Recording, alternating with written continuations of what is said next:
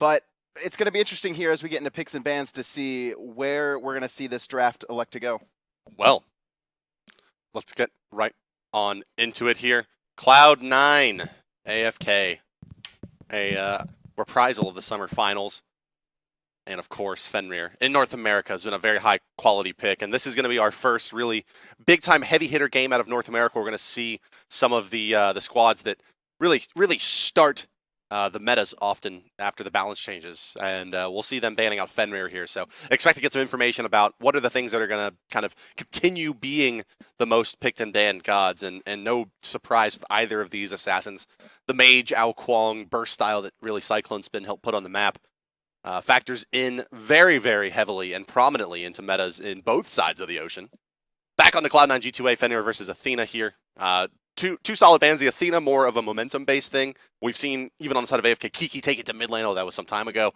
It's always been a very good flex pick, especially in North America. And Pwash going to be removed on the side of AFK. A little respect for MLC Stealth's aptitude with this god. And maybe hinting that AFK is looking at a healing-based composition, or at least some healing as part of the composition for this team. And first pick to the side of Cloud9, I think no surprise there, that'll be the Bellona. Bellona, of course, she, we talked about this a little yesterday. I think she's probably the best first pick right now, assuming that, you know, some of the extremely high priority, high value gods like Ao Kuang are off the table, or maybe Sylvanas if it fits into your playstyle. But Bellona, she doesn't have really any clear counter. You don't say take this when they have Bellona, although Geb fitting into a very similar kind of role on the Guardian side. Not much that does really exceptionally well against Geb, with the exception of some of the Guardians in the laning phase, but he's as good as anything as you can draft into the Bellona. And to round out the picking phase for AFK, they're going to select Freya nice and early here. Yeah, this has been Allied's god for a long time. Yeah. And now that it's really back in the meta, now that you're not as punished if you die early on Freya, that he can get to these late game situations and have his boots, Fatalis, and really demonic grip online, the core items coming out from Freya, we're starting to see the rise of it. And this is a god that Allied is been one of the best at for a long time, so it's a clear pickup early on for AFK. Yeah, it comes with at the expense perhaps of the Isis here, putting a little more pressure on Kiki in the mid lane. But Kiki's god pool is not something that we've seen people really have much success banning out. It's kind of a different skewed god pool than most other players. Isis, however, prominently featured in his god pool as well. Amir, over there in Cloud9, a lot of control now coming up from this squad. There's that guaranteed stun that we saw really quite a lack of yesterday with the Geb bans, at least in the games I was in. AFK will take Circuit as well, which is a little bit feast or famine for me on weekend. The god really requires some Snowball to be the true initiator kind of powerhouse that he likes to play. If not, it has to be a bit more finesse. Of course, he's capable of doing it, but we'll see how it factors out. Yeah, this is a good matchup against Isis. Not only is the ult Last Breath going to negate all healing coming out from that Isis ult on a single target unless it explodes onto, it spreads, but it's also, you're able to taunt out with Madness, the Wing Gust, which is a majority of Isis's damage early. Almost everyone is going to be maxing Wing Gust. You don't really see too many people maxing Spirit Ball ever, and it really shuts down that mid lane pressure that Isis normally puts out.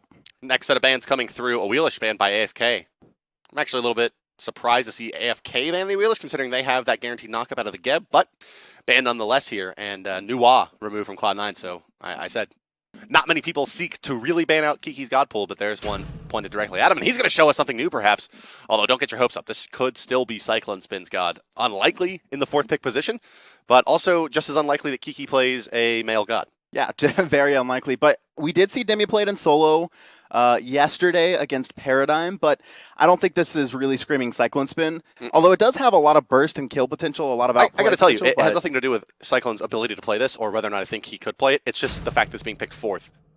And they always pick his character last. Yeah, they're going to want him to really dominate always.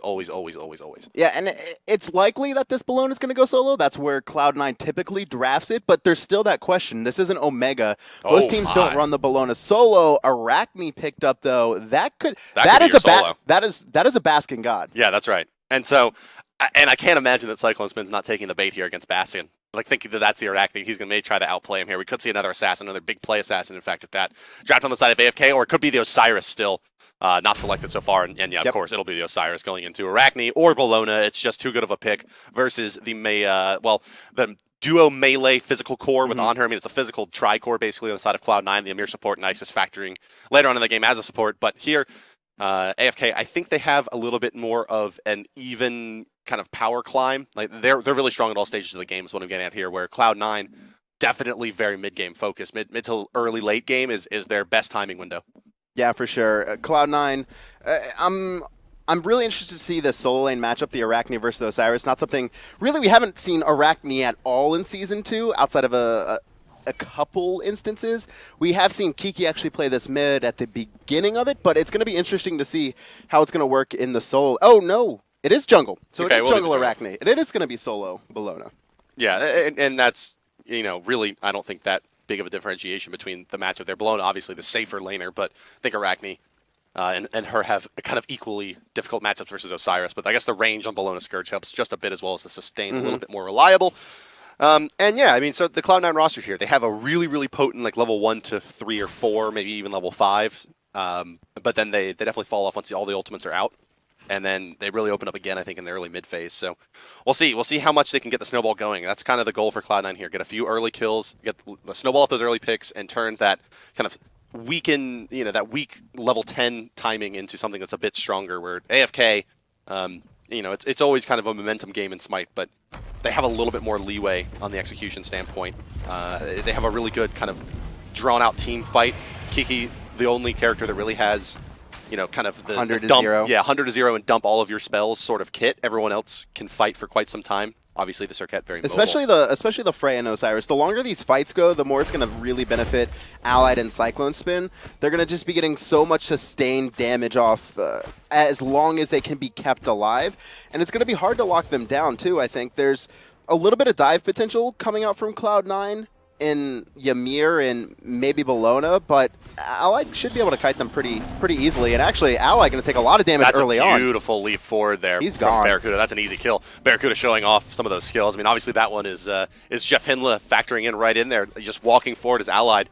Fires off that last shot, that 50% movement speed reduction, couldn't get out of range of the freeze, and the heads-up play with Barracuda there. I mean, that is why Barracuda is considered one of the best, if not the best, hunter in North America. I mean, it's kind of the no thought reaction based. I'm gonna leap in and I'm gonna knock him back into my creep wave. Many other players may have tried to pin him there, but the guaranteed kill was backwards. Yeah, that was just perfect execution, and that's Cloud9's duel, and they've been together for so long here, and just able to. The second Jeff walks in and freezes, Barracuda jumps. It was timed perfectly, and a good and quick first blood for Cloud9. Anister actually putting a lot of pressure as well onto that mid lane, forcing Weekend to lose a little bit of XP in the mid lane. A lot of built-in synergy with this Amir and On Her combination. There's the obvious kind of impale into the wall that Amir raises that's very, very potent for this duo, but the fact that On Her knock-up impale, I mean, it doesn't suffer diminishing returns, so you can get a lot out of a freeze into an impaled, disperse knock-up from the On Her, and you saw it really showed off there. I mean, probably half of his damage came from archers. Yeah, and it's going to be rough for Allied now. Not only did he give up first blood, but it went to Barracuda on the other hand, and with Death's Toll, and he's going to be having a very early Debo gloves. In addition to that, the built-in pin on her works very well against Freya.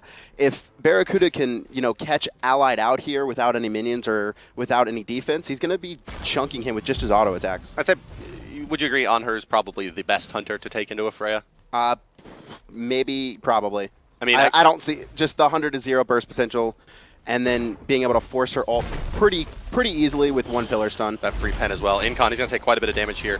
Oh, just off the mark with that block there. You could see Barracuda thought he had the block onto the left side on the wall where he pinned him, and then Hinla just couldn't get the orientation exactly right on that Amir wall. Well, we spent a lot of time over in the duo lane. Let's take a peek over in the solo lane for now, as it seems to be pretty much the stalemate that we would have expected between these two.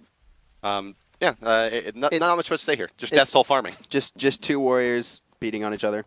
It happens in every matchup, and it's unlikely we'll see anything come of it unless Weekend elects to put some pressure onto this lane, which I don't think he's too worried about right now. He's going to have to focus on the dual lane in mid, likely, with Allied taking that first spill. First blood, really, still the only thing separating these teams. About 1,000 gold difference here.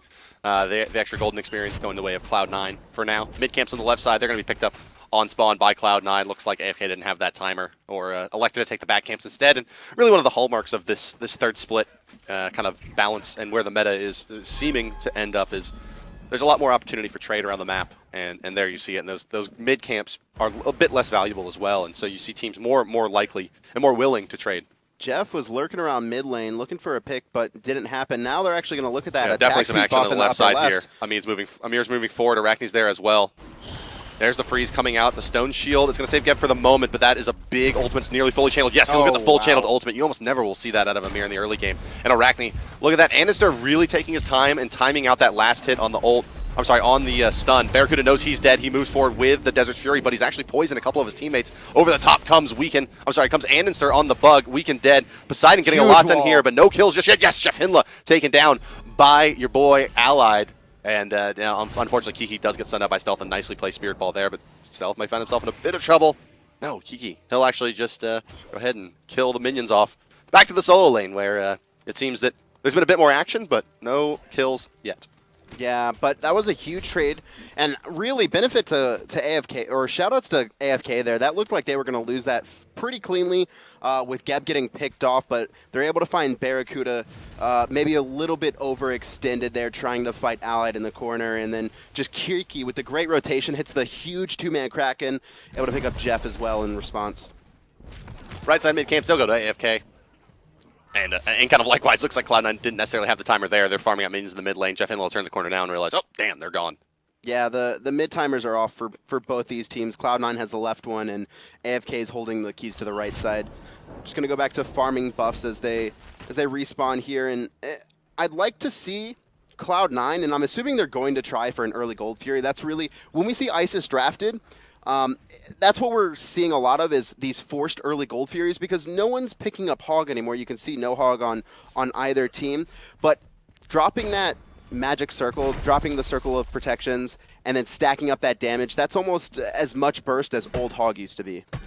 Yeah, and you say that about the Isis, but I've also said that many times about early Amir drafts and a lot of the potency of Amir, and also Arachne. I mean, these are three really good early objective gods. On her pillar, also able to now it's gonna get broken now. But Not anymore, Kevin. It's very good at zoning along with the Amir wall. They have a lot. It's to just go the bonus. for. It's the bonus damage as well into the Gold Fury is really, really nice. I mean, shifting stands is a pretty amazing ability, all things told. Oh, moving forward to Jeff Hinla. He's going to find the stun. The follow-up stun as well coming out of Embassy Stealth. That's right, no beads. The ultimate actually a bit late out of Stealth. I think they could have stacked up a bit more damage, and yes, indeed, they're actually going to die in return. Hinla going to get jumped on and killed. No kills going the way of Cloud9 there, and AFK draws even now at 3 kills apiece, and gold, only about 300-400 gold separating the teams now. Dead even game once again. Yeah, Stealth a little bit slow on that ultimate. If he had it there earlier, it definitely would have been fully stacked, but forced to detonate it, it seemed a second early, was a little bit worried about Kiki getting it off there, and yeah, it seemed like he was trying to save his ultimate. That's right, yeah. But it was definitely needed to finish him off. Yeah, and small miscalculation there, and they get returned on pretty easily, and Circuit waiting in the wings as well. You can pretty much always guarantee that the Circuit, if she's not ganking a side lane, is going to be able to make it to the engagement in time in mid lane with all of her mobility. Weekend's been doing a great job of counter-initiating on both the two engagements we've seen. Cloud9 force, he's really come in and be able to find return picks when it looked like it was some clean Cloud9 wins. Yeah, you're right. I mean, and I don't think we should underplay that really at all. It's a Circuit successfully counter-initiating against an Amir who is the best initiator in the game, probably still to this day. With Blink Freeze, he's with top Blink. tier. I mean, he's pretty much it. I mean, Blink Freeze wall and a slow. It's pretty potent kit. And yeah, Jeff Hinla is struggling. He's actually got caught out twice now.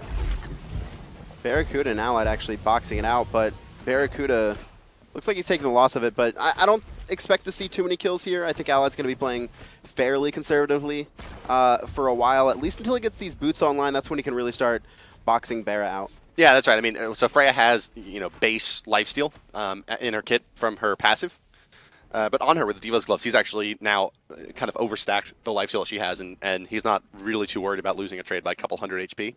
At this point, he can lifesteal it back a bit faster than the Freya can. Right side camps, they're going to go again to AFK. Left sides are up, it looks like, in Cloud9.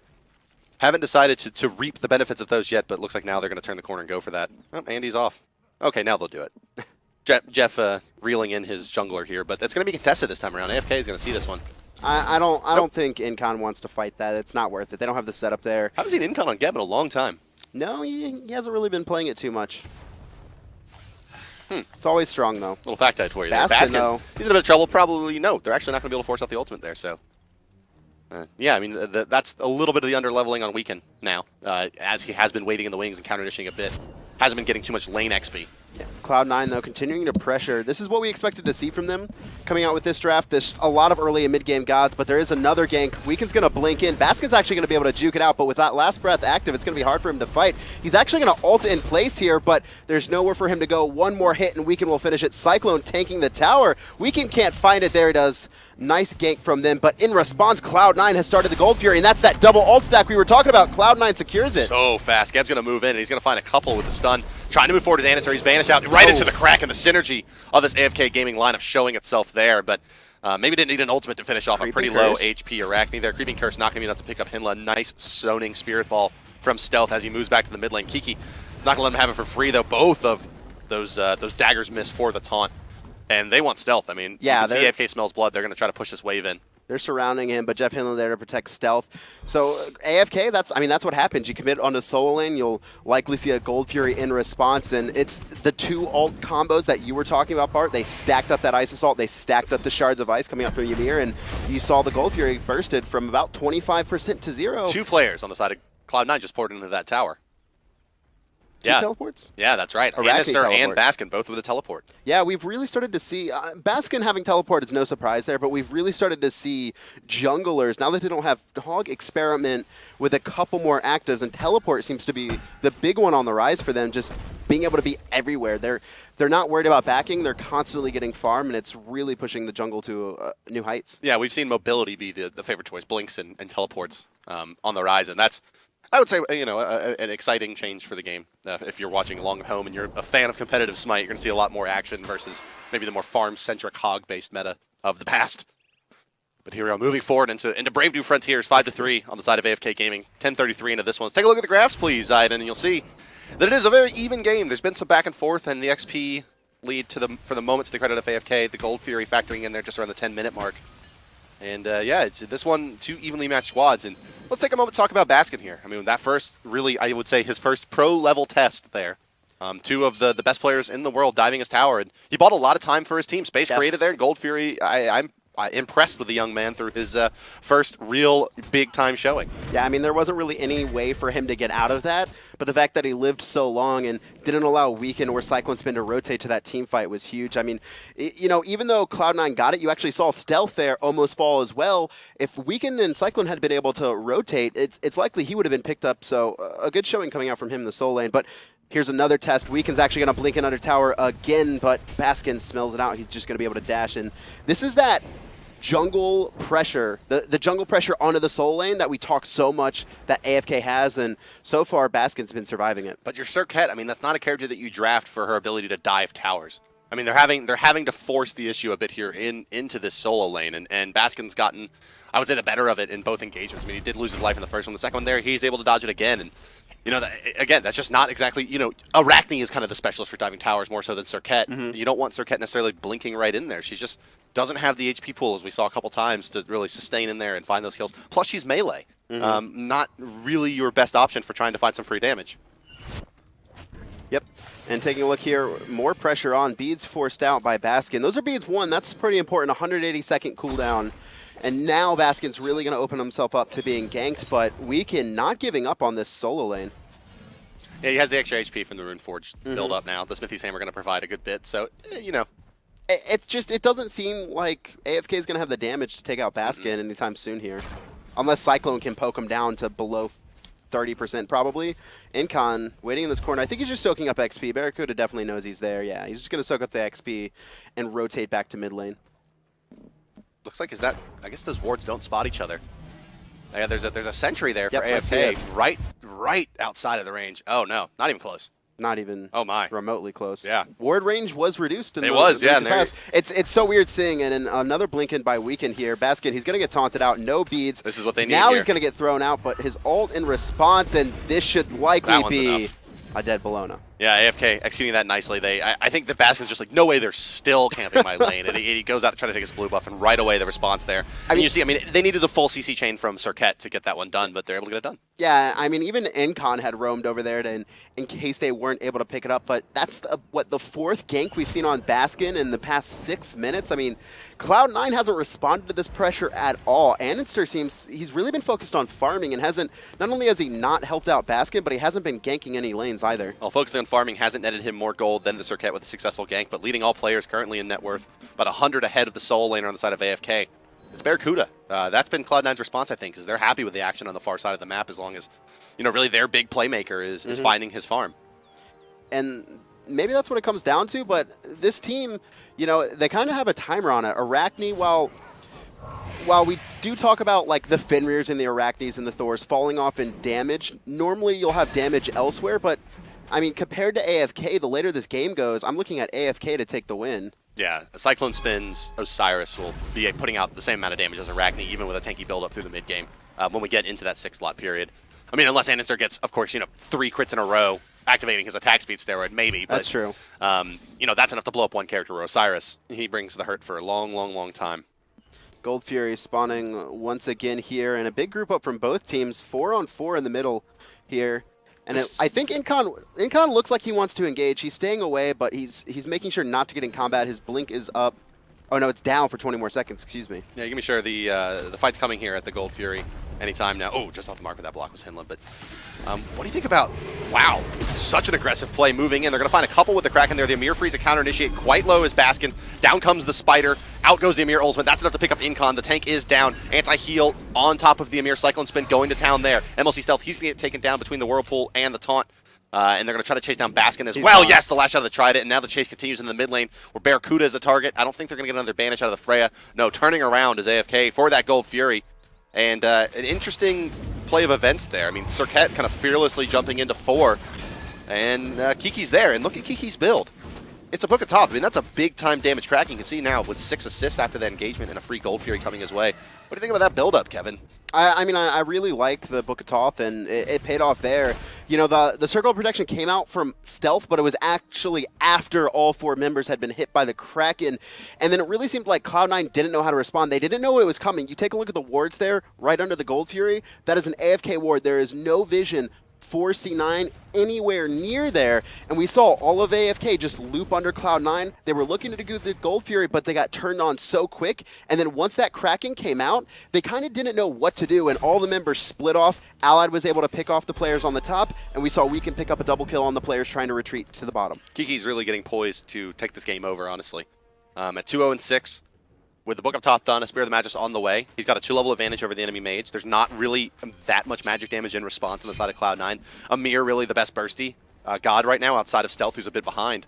So there's just no one can really go toe-to-toe with Kiki if he has his cooldowns, and he's got them. And the big thing, too, is he hasn't had to invest that much in actives. I mean, actives they're going in here. Kraken's back up, and here it comes. Boom goes a Dynamite, and down is MLC Stealth right away. They're just going to prey on him. The poison's going to be enough to kill Amir as well, and it's going to spread onto the Spider. Are they going to die for this as well? No, they rotate on her in does Cloud9. Not enough to save the mid laner, unfortunately, but it is enough to save Anister for the moment at least. He'll go back and try to farm up his red buff, but you can see the pressure put out by AFK forces Baskin out of the soul lane. In the meantime, Cyclone Spin, he's taking his tier 1 and moving into the tier 2. He's got a 3-level advantage on Baskin. These two were going toe-for-toe for quite some time, but now he's just taking a huge lead. 4 levels. Cyclone Spin is level 18 to Baskin's 14. This got bad in a hurry. Let's take a look at these graphs real quick before the next fight could break out any moment. Look at that dive. Yeah, a straight dive after the 13-minute mark to about 10,000 experience, 9,000 to be exact, separating the squads. And yeah, you really see it now in those. Yeah, look at that. I mean, that's about 15 minutes when they were almost dead even. And then within 2 minutes, it's a 9,000 gold lead. Anister, his beads are going to be popped, his ult's going to be forced. And those are beads too, so they're going to be down for quite some time. But AFK Gaming has just really been steamrolling ever since they took that Gold Fury. My. How quickly the tables turned here. I mean, now all of a sudden, it's really bad, and their backs are up against the wall now in Cloud9. They had the really strong level 1. They didn't get much done there. They had the really strong kind of mid-game period after. I mean, the 10-minute time wasn't that great for them. It was a lot of getting dove for Baskin, and they made the room for the Gold Fury. And that was really a bright, shining moment for Cloud9. They had an opportunity to turn the game there, and that's what really helped keep it even. But then, I mean, AFK Gaming, around that 15-minute mark, when Cloud9 should be hitting one of their more powerful timings after their early laning phase, have just steamrolled right through them. Yeah, and an 18-minute Deathbringer completed by a Weekend. Oh, my. And now we have Spear of the Magus done on Kiki. Huge damage items, huge damage increases coming out from them when Cloud9 is really just struggling to finish their third items.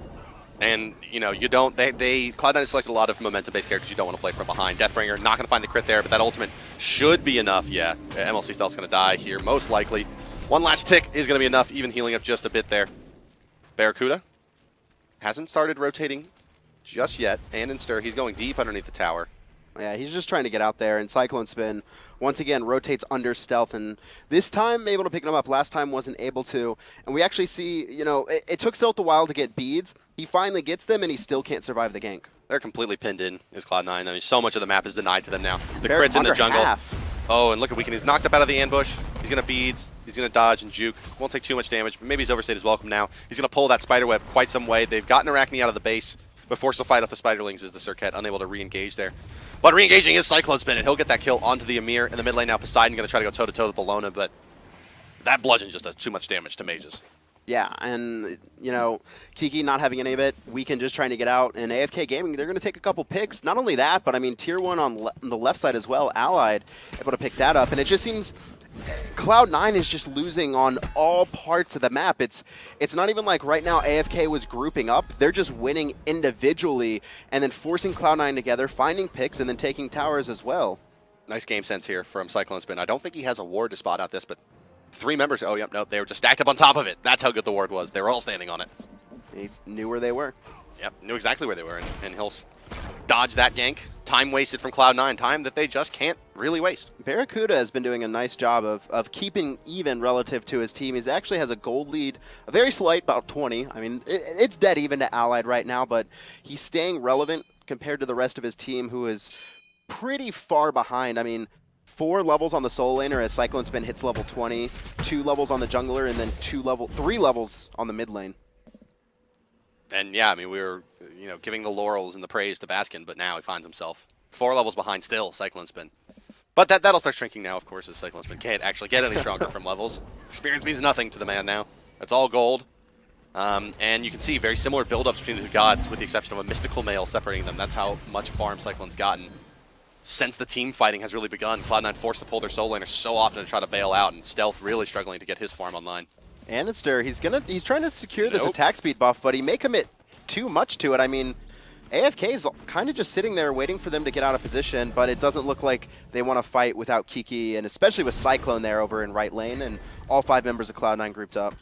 Yeah, Cyclone, his teleport isn't up, so they probably don't want to engage too much, but it'll be up in about 30 seconds, so if they can stall that long, he's going to continue farming the right side and force Cloud9 to spread the map. But I mean, they were forced to just 5-man to take a buff. So there's so much that AFK can do here to make the room for Cyclone. Half of Andancer's HP gone right away. Another crit comes through. Done. And there it is. Andancer off the map. That should open up the Gold Fury for free. I mean, Tier 2 tower on right's falling as well. I mean, this is a great decision by the team as a whole. AFK Gaming, they weren't trying to force the Gold Fury. They were just looking for a pick. They got their pick, and during that entire time, Cyclone's just split pushing, and Cloud9, it's not responding at all to either of them. They lose the tower, they lose the Gold Fury, uncontested. And that's really where AFK Gaming's lead wasn't that large. Their actual gold net worth lead wasn't huge. It was around 5,500 going into that last engagement. But now it's going to drop down with 1 pick, 1 tower, and 1 Gold Fury. She's going to be at max yield as well at 22 minutes. Weekend looping around the backside. We've seen this so much. A Blinken, but he's actually going to take the impale. Barracuda crippled out, forced to ult, and Jeff Hindle's going to charge his ult under tower, but it looks like AFK Gaming, they're just going to get out of that. Spin was just waiting in the jungle for Barracuda when he leapt over that wall. How disappointing that must have been for Barracuda. And yeah, now, and AFK, they're just going to force a lot of actives and a lot of ults out of Cloud9 and take a kill and take a tower. That just seems to be what they've been doing all along. Yeah, with the exception of the last meetup that the two had at LAN. I mean, this is what it's usually looked like over the last few pairings when AFK and Cloud9 go head-to-head. Yeah, Andancer actually going really deep, trying to pick up Weekend, but not going to be enough. Actually, the poison just a little bit shy. Baskin takes out Incon as well. The Whirlpool's there, going to slow enough, and Kiki picks up a double. Great freeze on Allied, but it looks like Baskin isn't going to be able to actually pick up another kill.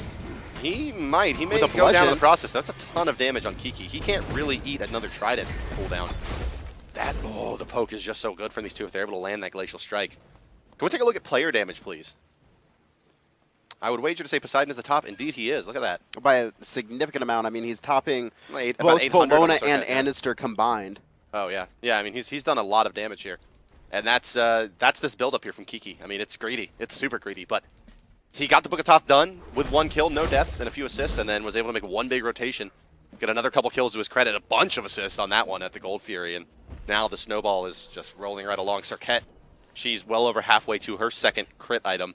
Probably going to be a Malice coming out next. Yeah, Kiki had not spent gold in quite some time, just back and bought a full Chronos pendant. It's not looking good for them. Now we have Allied also finishing off Spear the Magus. Cyclone's been working on his 5th item, another breastplate, likely to be Midgardian mail. I mean, there's 3 huge auto attackers coming out. This is a smart pickup for them. Yeah, it'll be a Midgardian mail. Although, man, where's the Witchblade? Midgardian's still the favorite item there. Bit more focused on tankiness, attack speed reduction on proc, not an aura. But on a guy like Osiris, you can really force them to fight you, so makes sense. Even the additional cost worth it. Now it's a question of AFK. They haven't really been leaning towards the Fire Giant too much. I think they're a little bit worried about throwing there, which we have seen. We haven't seen too many big Fire Giant steals, but a couple here and there. But the teams have been a lot more wary about going for it unless they full wipe a team and can get it for free. I think they're a little bit worried about Freya's damage output because Allied did struggle just a little bit in the laning phase. He's pulled ahead of Barracuda since the map pressures come out from AFK, but still Freya not really known for being the kind of shredding through the Fire Giant super fast until she's maybe 6 slotted. But maybe they're undervaluing the amount of damage that Kiki can do on this Poseidon. I mean, Trident's going to be putting out 700 or 800 damage per toss with the items that he has, so they can take up Fire Giant pretty quickly. But I agree. I mean, why bother at this point? There's no way Cloud9's going to sneak it. I mean, they've been winning doing exactly what they've been doing before. Right. Why change it? Blink it by Incon, though. Going to get a 3-man Cataclysm. Jeff Hinla going to try and counter Blink, but not going to find anyone. He actually may just fall there before Circle Protection even goes off. Cirquette very, very low, barely able to get out of there. They're going to get healed back up just a bit. Now coming in, Roman Vic to Baskin. He finds a good moment to engage. The Kraken comes out, does a ton of damage to Barracuda on hers out of this fight, but Cirquette put force back as well. We may see just a really bloody engagement with no deaths. Nope, MLC Stealth will go down. Just doesn't have the raw HP to deal with what's coming out of Cyclone Spin. Cyclone's going to get Baskin here as well, and that's going to force Jeff Hinla all the way back to the well. No way he can stand toe-to-toe.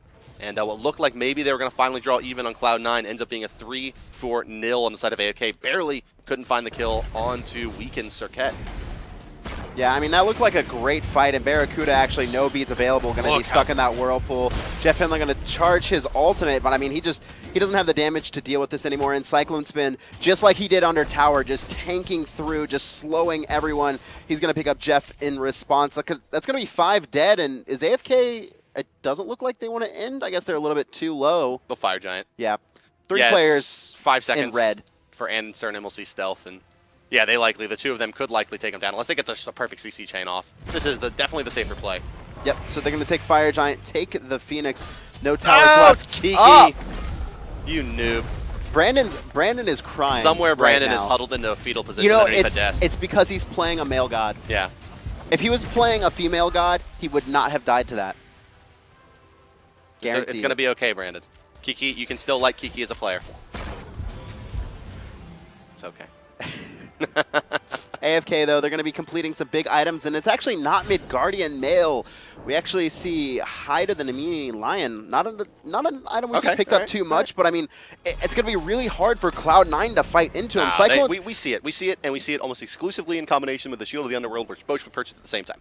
Yep, and it's just a ton of return damage. It just does a ton of reflect. Cyclone Spin, he's just going to be walking at them, and they actually can't fight into him without killing themselves.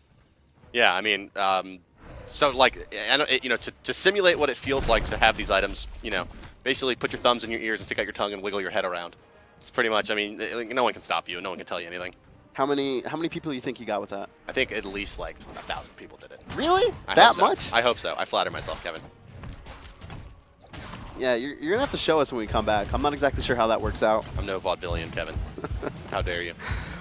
So Cloud9, they're going to just play pretty defensive here. None of them are level 20 yet. That's pretty bad looking at the 28-minute mark.